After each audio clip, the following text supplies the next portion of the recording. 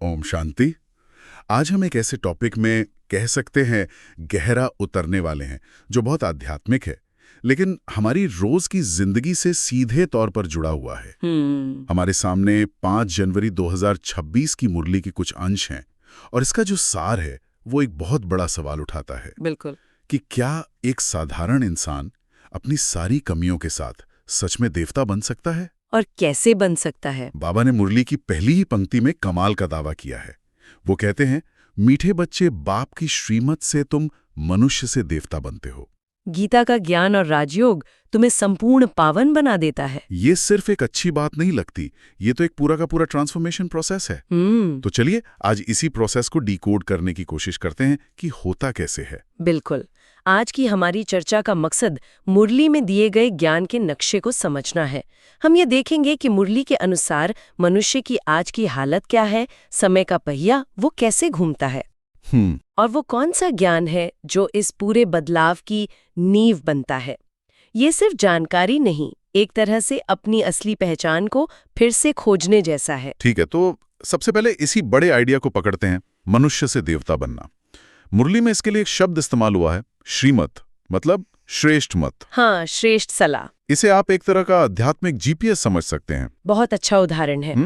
हम सब अपनी मंजिल यानी देवता पद पर पहुंचना चाहते हैं। दुनिया में हजारों रास्ते हैं जो भटका सकते हैं। तो श्रीमत वो सबसे सटीक, सबसे भरोसेमंद रास्ता है जो सीधा सोर्स से, मतलब परमात्मा से मिलता है। बिल्कुल। और बाबा मुरली में समझाते हैं कि जीपीएस जरूरी क्यों है। वो कहते हैं कि कलयुग के मनुष्य वो आसुरी गुणों वाले हैं, जबकि सतयुग के देवता दैवी गुणों वाले। मतलब हमारे अंदर का सॉफ्टवेयर ही करप्ट हो गया है। हाँ, एक तरह से। तो श्रीमत उस सॉफ्टवेयर को ठीक करने का डिवाइन कोड है। ये कोई बाहरी बदलाव नहीं है, जैसे कपड़े बदल लिए या कोई कर्मकांड कर लिया। अच्छा। ये अंदर से विकारी से निर्विकारी बनने की यात्रा है। यहीं पर एक बहुत दिलचस्प और शायद कुछ लोगों के लिए चौंकाने वाली बात सामने आती है। हम सबने सुना है कि गीता का ज्ञान श्री कृष्ण ने दिया, लेकिन ये मुरली कहती है कि ज्ञान देने वाला निराकार शिव बाबा है। हाँ। जो ब्रह्मा के तन में आते हैं। ये तो एक बहुत बड़ा वैचारिक शिफ्ट है। बहुत बड़ा। ये जानना इतना जरूरी क्यों है कि ज्ञान का सोर्स कौन है? ये सवाल बहुत जरूरी है, क्योंकि यहीं से ज्ञान और भक्ति का रास्ता अलग होता है। भक्ति मार्ग में हम श्री कृष्ण के दैवी स्वरूप को पूछते हैं, वो ज्ञान का फल है, देवता है। अच्छा। लेकिन ज्ञान मार्ग में हम उस ज्ञान के सोर्स तक जाते हैं जिसने उन्हें वैसा बनाया। बाबा मुरली में कहते हैं कि ज्ञान का सागर तो एक ही बाप है, वो कृष्ण की आत्मा को भी पढ़ाकर श्री कृष्ण बनाते हैं। तो अगर हमें उनके जैसा बनना है तो हमें उसी टीचर से पढ़ना होगा। भक्ति में अनेक शास्त्र हैं, लेकिन ज्ञान का सोर्स एक ही है। मतलब हम फल की पूजा करने के बजाय उस बीज को समझ रहे हैं। बिल्कुल, जहां से वो फल पैदा हुआ। सही बात है। और बाबा कहते हैं कि इसी ज्ञान से काम महाशत्रु पर जीत पानी है। यही असली लड़ाई है।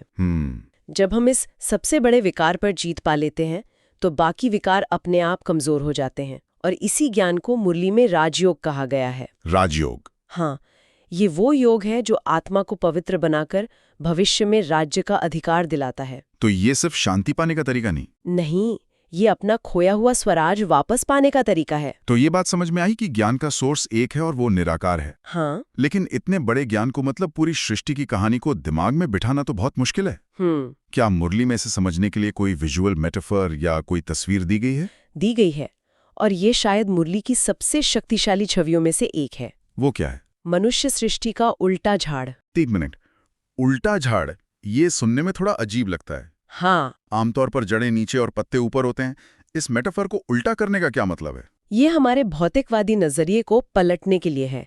बाबा समझाते हैं कि जैसे किसी भी झाड़ के बीज में उस पूरे झाड़ की कहानी, उसका आदि, मध्य और अंत छिपी होती है, वैसे ही इस सृष्टि रूपी झाड़ का भी एक चैतन्य बीज रूप है, और वो है परमात्मा। हाँ, परमपिता परमात्मा।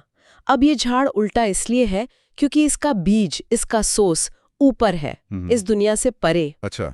सतयुग के पहले पहले नए पत्ते, जैसे श्री कृष्ण, उस बीज से सबसे पहले निकलते हैं। फिर धीरे धीरे झाड़ नीचे की ओर बढ़ता है, फैलता है, और कलयुग आते आते पुराना और जड़ी भूत हो जाता है। बिल्कुल। वाह। तो हम सब उस एक ही झाड़ की डालियां और पत्ते हैं जो अपने सोर्स से दूर होते होते कमजोर हो गए। और मुरली में जड़, बीज और चैतन्य बीज का फर्क भी बताया है। ये बहुत दिलचस्प है। हाँ, बाबा एक बहुत सरल उदाहरण देते हैं। आम का बीज बोलकर ये नहीं बता सकता कि मैं कौन हूं और मुझसे कैसा पेड़ निकलेगा। सही बात है, वो तो जड़ है। वो जड़ है, लेकिन ये चैतन्य बीज, परमात्मा स्वयं आकर अपना और अपनी रचना मतलब इस पूरे झाड़ का परिचय देते हैं। वो बताते हैं कि तुम कौन हो, कहाँ से आए हो और अब तुम्हें वापस कैसे जाना है। कोई और ये कहानी नहीं सुना सकता। और इसी कहानी को सुनाने के लिए प्रजापिता ब्रह्मा की भूमिका आती है। हाँ, सही पकड़ा। शिव बाबा ब्रह्मा के तन में आकर ये ज्ञान सुनाते हैं। हाँ, इसीलिए ब्रह्मा को प्रजापिता कहा जाता है।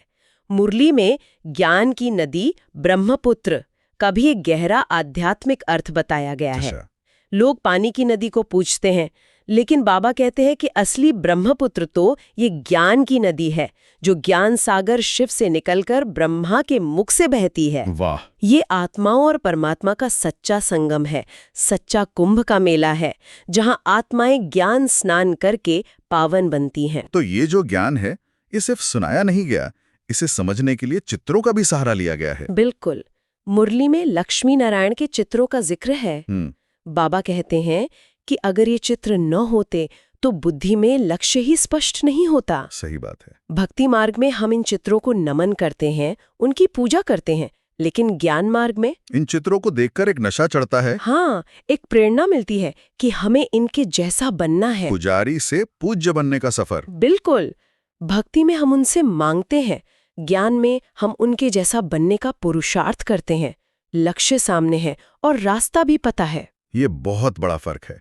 अब एक और सवाल पर आते हैं जो मुरली में उठाया गया है। सतयुग में हर चीज अच्छे से अच्छी सतो प्रधान होती है, क्यों? और जवाब बहुत सीधा है, क्योंकि वहां मनुष्य सतो प्रधान है। हाँ। क्या ये वाकई इतना सीधा है कि इंसान की चेतना की क्वालिटी सीधे सीधे भौतिक दुनिया की क्वालिटी को तय करती है, डर को प्रभावित करती है? अच्छा। सतयुग में जब आत्माएं सतो प्रधान या अपनी शुद्धतम अवस्था में होती हैं, तो उनकी कलेक्टिव कॉन्शियसनेस प्रकृति को भी शुद्ध, भरपूर और सहयोगी बनाए रखती है। तो वहां बीमारियां नहीं होती, प्राकृतिक आपदाएं नहीं होती, हर चीज समय पर और प्रचुर मात्रा में मिलती है। और जैसे जैसे आत्मा की शक्ति कम होती है, वो तमो प्रधान बनती जाती है, तो प्रकृति पर भी उसका असर बिल्कुल असर दिखने लगता है। कलयुग आते आते जब मनुष्य विकारी और दुखी हो जाते हैं, तो वही प्रकृति भी नुकसानदायक बन जाती है। बाढ़, सूखा, बीमारियां, ये सब आत्मा की गिरी हुई अवस्था का बाहरी प्रतिबिंब है। बाबा कहते हैं, सतयुग में एक धर्म, एक राज्य, जनसंख्या बहुत कम, इसलिए सब कुछ भरपूर है। और कलयुग में? कलयुग में इतने धर्म, इतनी भाषाएं, इतनी सरकारें हैं कि हर चीज के लिए लड़ाई है, हर चीज कम पड़ती है। ये बात तो आज के दौर में बहुत ज्यादा महसूस होती है। मुरली में आज के विज्ञान का भी जिक्र है। बाबा ने एटॉमिक बम जैसी विनाशकारी चीजों को माया की नॉलेज कहा है। हाँ। एक तरफ विज्ञान कमाल कर रहा है, हम चांद सितारों तक पहुंच रहे हैं, लेकिन उसी ज्ञान से हम खुद को खत्म करने के हथियार भी बना रहे हैं। ये कैसा विरोधाभास है? बाबा इसी विरोधाभास को स्पष्ट करते हैं। वो कहते हैं, एक है जीवन देने वाली रूहानी नॉलेज और दूसरी है विनाश करने वाली साइंस की नॉलेज। साइंस बाहर की दुनिया को कंट्रोल करना सिखाती है और अक्सर उसका अंत अहंकार और विनाश में होता है। और रूहानी नॉलेज? रूहानी नॉलेज अपने अंदर की दुनिया को जीतना सिखाती है, जिससे हम देवता बनते हैं। बाबा साइंस की उपलब्धियों को नकारते नहीं, लेकिन उसकी दिशा पर सवाल उठाते हैं। और यहीं पर समय के चक्र की समझ बहुत जरूरी हो जाती है। हाँ। मुरली कहती है कि ये चक्र लाखों साल का नहीं, बल्कि सिर्फ 5000 साल का है।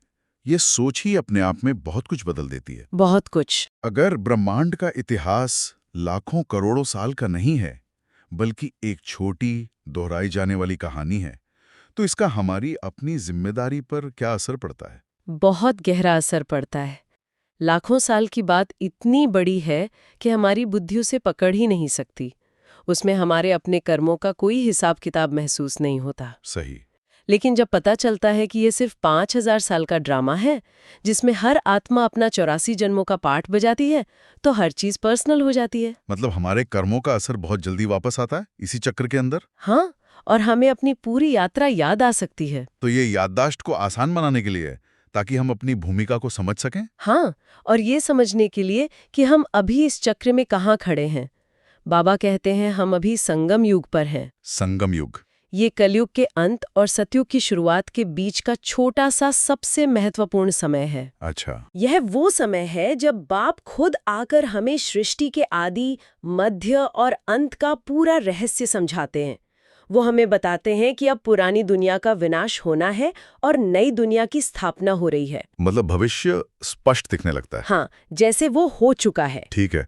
तो इस सारी गहरी चर्चा से हमें अपनी रोज की जिंदगी में उतारने के लिए यानी धारणा के लिए क्या मुख्य बातें मिलती हैं?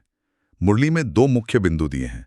पहला क्या है? पहला बिंदु है देवताओं के चित्रों को केवल नमन करने के बजाय उनके जैसे दैवी गुण धारण करने हैं। यह जो गुप्त ज्ञान मिला है, इसका अंदर ही अंदर चिंतन करना है, सिमरन करना है और खुश रहना है। ये कोई बोझ नहीं है, ये खुशी का खजाना है। लक्ष्य को सामने रखकर उस जैसा बनने का पुरुषार्थ करना है। बिल्कुल, सिर्फ पूजा करके रुक नहीं जाना। ये कहना तो आसान है पर करना मुश्किल। हम ऑफिस में, घर में, रोज की छोटी छोटी बातों में उलझ जाते हैं। उस वक्त ये दैवी गुण कहाँ याद रहते हैं? इसीलिए दूसरा बिंदु है। अच्छा। दूसरा बिंदु है सृष्टि के बीज रूप बाप और उनकी चैतन्य क्रिएशन को समझकर नॉलेजफुल बनना है। इस नशे में रहना है कि इस नॉलेज से बढ़कर और कोई नॉलेज नहीं। जब ये नशा और आत्मसम्मान बुद्धि में पक्का हो जाता है कि हम कौन हैं, किसके बच्चे हैं और हमारी मंजिल क्या है, तो छोटी छोटी बातें पहाड़ जैसी नहीं लगती, वो राई जैसी लगने लगती हैं। ये समझ ही हमें स्थिरता देती है। ये बहुत शक्तिशाली विचार है और आज की मुरली का वरदान भी इसी स्थिरता से जुड़ा है। हाँ, एक बाप दूसरा ना कोई।